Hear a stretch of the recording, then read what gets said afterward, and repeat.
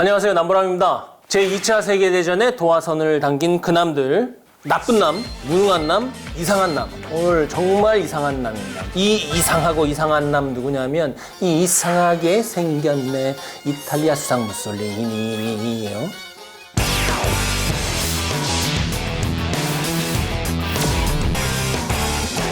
히틀러에게 사상적으로 엄청난 영향을 미친 인물이라고 하죠. 무솔리니 어떻습니까? 우리가 돈키호테다, 몽상가, 괴팍한 모험가, 동시에 독재자, 파시스트.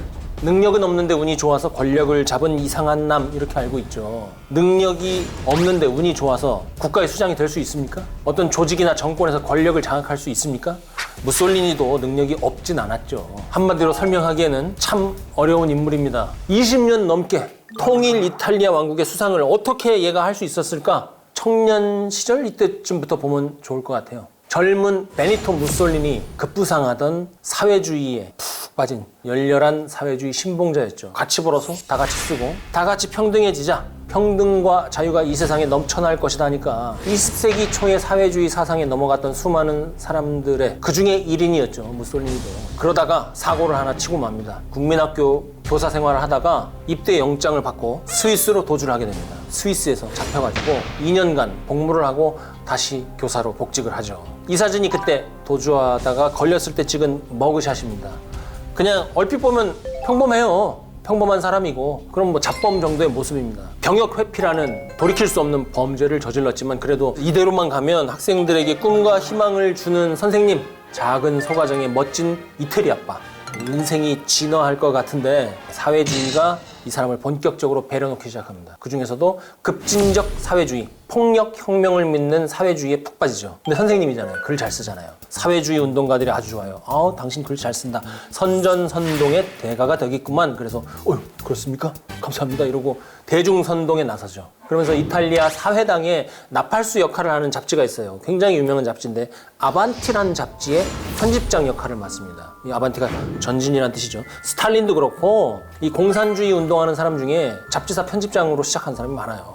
근데 뭐 잡지사라고 해서 막 천연 컬러 사진에 수십 명의 기자, 디렉터가 달라붙어서 만드는 그런 잡지가 아니라 혼자 북치고 장구치고 등사기 같은 걸 한 장 찍어가지고 뿌릴 때도 있고 기사거리 있고 돈 좀 어서 들어오면 몇 개 더 찍고 그런 시절입니다. 그러니까 뭐 대단한 건 아니고 하지만 어쨌든 이때부터 사람들에게 알려지기 시작했는데 편집장이 되면서부터 숨겨진 잠재력이 폭발하기 시작합니다. 그리고 동시에 어렸을 때에 가지고 있었던 반항적이고 폭력적인 약간의 그 광기가 있었는데 이게 먹물하고 만나면서 폭력과 지성이 결합된 아주 위험하고 더러운 형태의 권력욕으로 이게 뭉글뭉글 나오기 시작을 하죠. 그러다가 이제 제1차 세계대전이 땅 하고 발발하는 거죠. 그렇게 되면 군인이 사회와 국가의 권력을 잡게 되잖아요. 그러면 그거를 누가 쳐다보냐 하면 기회주의자들이 이렇게 쳐다보다가 손바뀌는 걸 보고 변절하거나 자기 자신의 신념을 탈바꿈을 하거나 거짓으로 자기의 인생을 뒤덮죠. 그 권력에 묻어가려고. 무솔리니가 그 짓을 합니다. 갑자기 이탈리아 참전에 찬성을 해요. 편집장을 하면서 무솔리니가 주필로서 주로 쓴 글들은 사회주의에 대한 찬양, 자본주의에 대한 비판, 그리고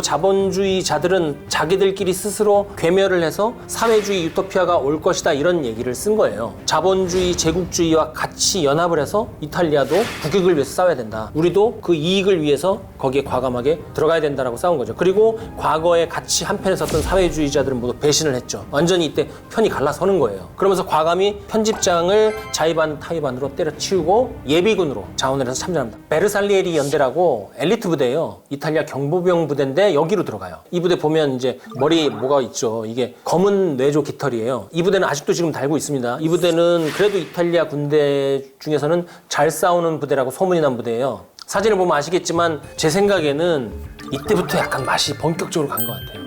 보면 눈에 초점도 없고 자세도 불량해 딱 거만합니다. 미리 말씀드리면 지금부터 무솔리니의 사진하고 행보를 보여드릴 건데 그의 패션, 표정, 행동 변화를 보시면 굉장히 흥미롭게 그를 추적할 수 있을 거예요. 자, 이렇게 1차 세계대전에 참전했어요. 그리고 전장에서 중상을 입고 상위 용사로 전역합니다. 당시에는 상위 용사는 전쟁 영웅이었어요. 그래서 무솔리니가 사회에 나와서 전쟁 영웅 행세를 하는데 안 먹혀요. 사회에서 계속 사회주의 활동을 했던 그 친구들이 자리를 잡고 굉장히 무솔리니를 까기 시작하는 거예요. 근데 먹고 살아야 되잖아요. 그래서 스스로 이제 잡지를 만들어요. 근데 잡지를 만드는데 이제는 자기는 사회주의자라고 얘기를 할 수가 없어. 배신했으니까. 그렇다고 확 돌아서 자본주의자들한테 가려고 그러니까 자본주의자들도 안 받아들여줘. 그래서 이탈리아 인민지라는 신문사를 차리고 사회주의를 엄청나게 까기 시작해요. 적개심과 증오심이 넘치는 논조로 논설을 쓰죠. 그러면서 이제 이론을 계속 만들어 가는 거예요. 없는 이론을 자기가 이제 펜 때 잡은 짬밥이 굉장히 기니까 이게 가능한 거죠. 그러면서 약간 소시오패스적인 성향이 나타나기 시작해요. 사회주의도 틀려 먹었어. 민주주의도 틀려 먹었어. 의회주의도 안 돼. 나만이 이 민중의 미래를 예측할 수 있어. 약간 원시주의적인 성향을 드러내요. 약육강식을 인정해야 된다. 자연 상태에서의 동물 간의 폭력에 의한 지배체제, 이런 게 인간에도 도입이 되어야 우리가 정신 차리고 똑바로 살 수 있다. 파시스트가 되는 거죠. 그러면서 이게 결국 나중에 파시즘의 모태 정신이 되는 겁니다. 결국 이게 자기가 만든 이론이에요. 파시즘이라는 것은 우리말로 하면 좋은 해석이 있어요. 대동단결이죠. 대동단결 정도 얘기하는 그런 수준의 이론인 거예요. 우리 민족, 우리 국가가 똘똘 뭉쳐서 다 조져버리자, 이런 겁니다. 어쨌든 파시즘, 이것은 집단을 엄청나게 강조하는 이론인데 이 단순 무식한 개념이 얼마나 어이없이 큰 힘을 발휘하는지 아실 겁니다. 그래서 1920년대부터 본격적으로 무솔리니의 잠재력이 폭발하죠. 주변으로 사람들이 모이기 시작합니다. 무솔리니의 카리스마가 폭발하는 거죠. 또라이 기질. 할 말이 있지만 말을 못하는 거예요, 다들. 이러고 있을 때 나팔 부는 거예요, 나가서. 여러분, 나를 따르십시오. 나에게 인류의 미래를 책임질 아이디어가 있습니다. 그러니까 무솔리니 지금 태어났으면 진짜 1000만 정도 되는 유튜버 됐을 거예요. 인기 엄청 끌었을 겁니다. 그냥 드리는 말씀이 아니에요. 이 사진 보세요. 엄청나잖아요. 전투력 만땅에 진짜 나팔수예요, 나팔수.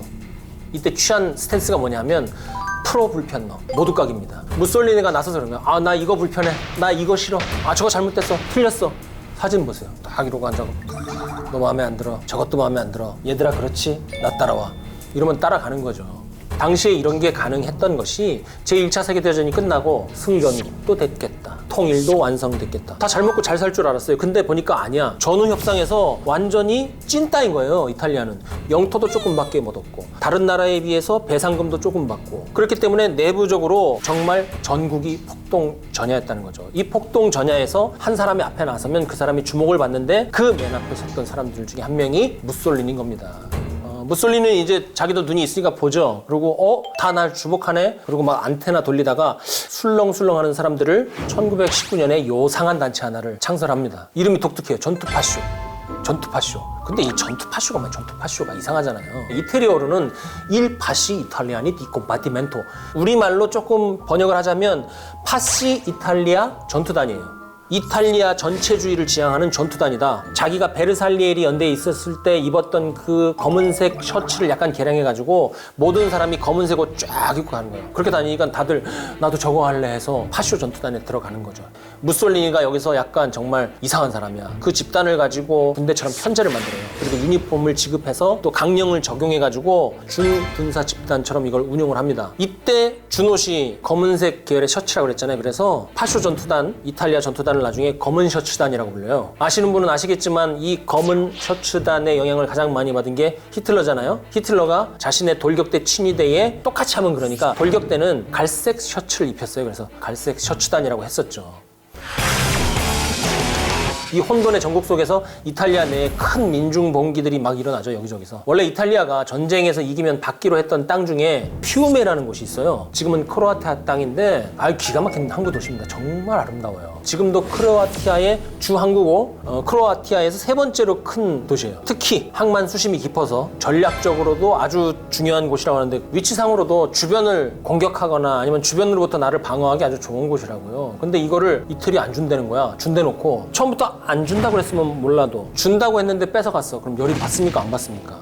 그러니까 당시에 이태리 내에 있는 애국주의자, 야심가, 정치적인 욕심이 있는 양아치들 별별 인물이 다 나서서 선동해가지고 막 데모 일으키는 거죠. 여기에 무솔리니가 빠진다 안 빠진다? 안 빠진다. 무솔리니는 이것을 기회로 삼고 상상을 초월하는 행동을 합니다. 로마 진군 1922년 10월 27일에 검은 셔츠단을 데리고 로마로 진격을 합니다. 그래서 이 로마 진군의 결과가 뭐냐가 중요합니다. 로마 진군의 결과로 승리가 돼요. 당시 이탈리아 국왕이 비토리오 에마누엘레 3세였다고 하는데 로마로 진군하는 무솔리니가 굉장히 믿음직스러웠다, 멋있다 이렇게 얘기를 해요. 그래서 너무 멋있어, 너 총리해라 이렇게 했다는데 그게 참네, 그 속내가 있었던 거죠. 저거 잘하면 내가 좋은 말로 써먹을 수 있겠다. 지금 왕정이 뒤집어진 지경이고 나도 위태로운데 이 정도의 광대면 내가 써먹을 수 있겠는데 너랑 나랑 오늘부터 1일? 뭐 이런 식으로 해서 총리로 임명을 했겠죠. 그런데 더 자세히 들여다보면 이것도 부족한 설명입니다. 이미 이 당시에 무솔리니는 강력한 정치인이었어요. 표면적으로는 잘 나와 있지 않은데 21년 총선에서 파쇼 정치단이 정당으로 등록을 하고 의석을 35자리나 얻어요. 그러니까 정치적 기반도 확실히 있는 상태이기는 했죠. 그리고 여기다 검은 셔츠단의 힘이 엄청 났는데 정신무장, 육체무장, 장비나 아니면 무기라도 든다. 이게 5만 명이 된다고 생각해보세요. 이탈리아 끝장나는 겁니다. 그래서 손을 내민 거죠. 야, 총리하자, 너.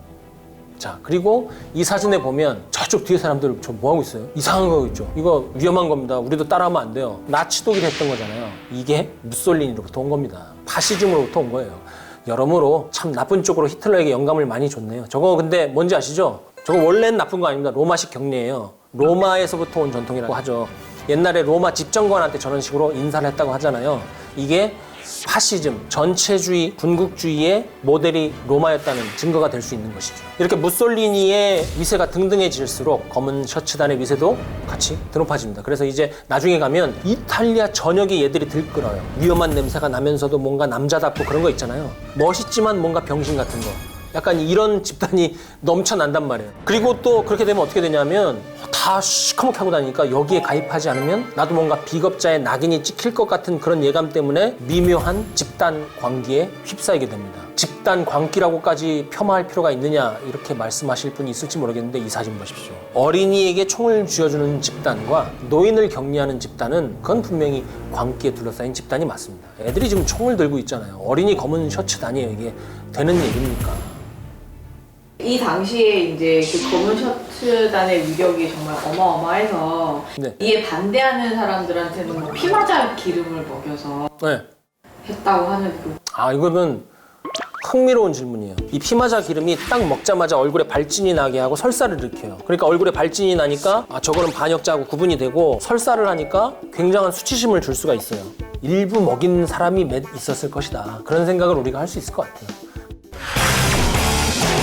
이탈리아의 정권을 이제 잡죠. 나이 39살에 이탈리아 총리가 됩니다. 권력을 잡자마자 폭력을 허하노라, 정치적인 목적이 있는 테러를 허용하노라라고 얘기를 한다니까요. 그래서 의회 의석도 군대도 경찰도 다 완전히 이렇게 잡아요. 그러면서 자기를 뭐라고 그러냐, 수령 일두체라고 부르기 시작합니다. 여기서 이제 완전 미친 거죠. 공식적으로 미친 상태예요. 무솔리니가 뭐라고 했냐면 나는 사납고 잔인한 자들이 좋다.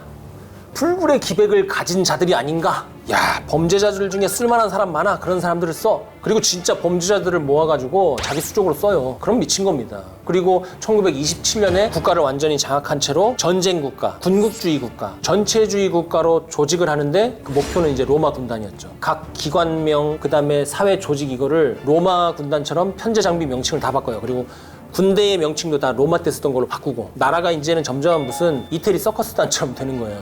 그리고 본인이 가장 많이 바뀌죠. 광대처럼. 이 옷을 보세요. 모든 게 들어가 있어. 보병이면서 포병이면서 기병이면서 육해 공군이면서 장교면서 부사관이면서 병사야. 이 옷에 모든 게 들어가 있어. 마치 이 로마 제국의 수령, 로마 신화의 제우스 신처럼 행동을 하고 다니는 거예요. 이러고 이제 로마 군단처럼 나라를 만들었잖아. 그러고 이제 공격하려고 이제 어디 보자 근데 어디 있어? 여러분, 이태리 주변 만만한 국가가 그 근처에 어디 있으면 공격할 데가 없는 거야. 1차 세계대전 때도 말이죠. 아드리아해 건너가지고 알바니아 겨우 공격해가지고 택도 없이 무너지니까 괴뢰국 하나 세우고 끝났어요. 그러니까 사실 1차 세계대전 승전국이긴 하지만 아무도 땅도 안 주고 배상금도 조금 준 거지. 이태리군은 사실은 국제공인 허수아비 뭐 그런 취급이었단 말이죠. 근데 이제 군대를 재편성해놨으니 날카롭게 갈았으니 한번 휘둘러 보고는 싶은데 할 데가 없으니 이렇게 보다가 1934년에 이디오피아 공격 준비를 마쳐요. 왜 이디오피아냐? 하필 거의 유일한 독립국이었거든요. 딴 데는 영국, 프랑스, 포르투갈 영이었어요. 그러니까 여기를 건드리면 큰 나라의 심기를 건드려. 그러니까 만만한데 때린 거예요. 무솔리니가 얘기를 하고 다녀요. 그냥 공격하는 게 아니라 나 이디오피아 공격할 거야 이렇게 얘기를 하고 다녀요. 주변국들이 그러면 어떻게 반응했을지가 궁금하잖아요. 프랑스 라발이 격려를 합니다. 가서 4번이나 총리를 했던 정치인이에요. 이 라발이 자국에서도 인지도가 높고. 그런데 무솔리니의 야망을 아주 우호적으로 승인합니다. 야, 훌륭해, 젊은이다워, 이런 식으로 했어요. 정말. 그러면서 무슨 얘기까지 하냐면 우리 프랑스는 이탈리아의 석유 공급을 방해하지 않을 테니까 마음껏 써라. 우리 영토에서 도울 수 있는 거는 얼마든지 돕겠다. 프랑스뿐만이 아니라 영국 강요와도 회의를 해요. 그러면 영국 강요는 안 됩니다. 승전국으로서 품위를 지키고 채통을 지키고 세계 평화에 기여하십시오. 이럴 줄 알았는데 아니야. 그래, 너 다 하고 싶은 대로 다 해, 이런 분위기예요. 심지어 영국하고 프랑스가 공식적으로 뭐라고 그러냐면 이디오피아는 이탈리아의 이익권 내에 있다, 이렇게 인정까지 해요. 1935년에는 국제연맹까지 나섭니다. 이때 담당 장관이 이든이었거든요. 이 이든이 로마를 방문을 해서 무솔리니와 회합을 합니다. 무슨 얘기를 하냐면 영국이 이디오피아한테 해로를 개방해 주겠다. 그러면 이디오피아에게 이득이 될 거 아니냐. 그러면 내가 이디오피아한테 우리가 해로를 열어줄 테니까 니네 땅을 이탈리아에게 좀 주라, 이렇게 얘기한다고 유화책을 내놓는 거예요. 무솔리니는 진짜 코웃음을 쳤다고 그럽니다. 웃기고 앉았네, 이랬다고 그래요. 그러면 이 총리나 정치인들이 이렇게 할 때 나머지 군사 전문가들은 뭐 했냐. 이 유럽의 군사 전문가들이 전부 분석과 예측에 실패했다고 합니다. 이탈리아는 공격을 할 능력도 없고 무솔리니는 공격을 할 의지가 없다. 공격을 만약에 한다고 하더라도 에티오피아를 점령할 능력이 없기 때문에 아예 시도를 안 할 것이다, 이렇게 얘기를 했다고 해요. 특히 영국은 이디오피아를 공격하게 두는 게 낫다. 그렇게 해서 이탈리아가 그들이 가진 군사력을 어딘가에 좀 소진을 해야 공격성이라든지 이런 것들이 좀 반감될 것이다, 이렇게 논리를 냈다고 해요. 특히 심각한 거는 이러한 판단이 왜 나왔냐면 영국군 장군들이 무솔리니를 굉장히 좋아하는 사람들이 많았답니다. 파시즘, 군국주의, 그 당시 군인들이 봤을 때 그게 멋져 보이는 거예요. 그러니까 당시에 영국 장군들이 봤을 때는 무솔리니는 너무 멋진 형 혹은 멋진 동생인 거예요. 그러니까 파리에서도 오케이, 런던에서도 오케이, 장군들도 짝짝짝. 그러니까 이디오피아 공격합니다. 이때 진짜 무솔리니 봐줄 만한 거 하나밖에 없어요. 패션. 이마 보세요, 저거. 왕독수리 박아놓고 팔에 완장 보십시오. 각종 깃발에 로마 제국 상징인 독수리 막 이렇게 막 넣고 내가 신 로마 제국의 수장이다 막 이러고 있는 거 아니에요. 이디오피아 공격한 건 그래서 어떻게 됐느냐. 무솔리니하고 이탈리아 군대가 허접하잖아요. 힘겹게 공격하고 그냥 공격을 하는 것에서 유종의 미를 거둔다, 이 정도? 그런데 이 중에 정말 이 무솔리니를 부러운 듯이 쳐다보는, 그의 일거수일투족을 다 메모하는 이가 있었으니 바로 아돌프 히틀러입니다. 무솔리니 사생팬이에요. 무솔리니가 유럽을 흙탕물로 만든 미꾸라지였다면 히틀러는 그 흙탕물에 있는 그 방사성 물질을 먹고 자란 괴물이었어요. 히틀러, 무솔리니 두 사람의 관계에 대해서 설명을 좀 하지 않을 수가 없습니다. 파시즘의 창시자 무솔리니죠. 히틀러한테 정말 모델이었어요. 1930년대 초반만 하더라도 히틀러는 듣보잡이었잖아요. 그때 무솔리니는 총리가 막 되어 있었고, 그러니까 히틀러는 무솔리니처럼 하고 싶은 거죠. 무솔리니처럼 하고 싶은데 아마 나는 안 되겠지, 이 생각을 했을 거예요. 히틀러가 굉장히 낯도 가리고 수줍어했다고 그러잖아요. 승질만 잘 내고 안 되겠지 하는데 해보니까 돼, 또. 그래갖고 미넨폭동 일으키잖아요. 히틀러가 감옥에 갇히긴 하지만 굉장히 유명세를 얻죠. 1935년 독일의 베르사유 조약을 파기하고 재군비 선언을 할 때쯤 히틀러와 나치 정권이 적극적으로 권력을 잡고 군대를 육성하기 시작하죠. 독일의 팽창을 경계하는 영국과 프랑스의 눈길도 히틀러가 요리조리 잘 피해요. 무솔리니가 했던 거 보고 가가지고 친한 척도 하고 한편으로 협박도 하고 이런 식으로 해서 영국과 프랑스를 아주 요리를 잘합니다. 무솔리니가 했던 티키타카, 그것을 그대로 인수인계 받아서 해본 거죠. 그리고 이 두 사람은 제2차 세계대전이라는 인류의 비극을 통해서 서로 어깨를 나란히 한 친구가 되죠. 두 사람의 관계는 애증의 관계가 되고 무솔리니와 히틀러의 관계가 역전이 되기도 합니다. 알고 싶지 않지만 알아야지 이 비극을 예방할 수 있기 때문에 알 수밖에 없는 이 속 터지는 환장의 커플 활약상 얘기, 이것은 나중에 한 번 더 기회가 되면 콘텐츠로 다루기로 하고요. 무솔리니에 대한 오늘의 이상한 남 이야기 여기서 마치도록 하겠습니다.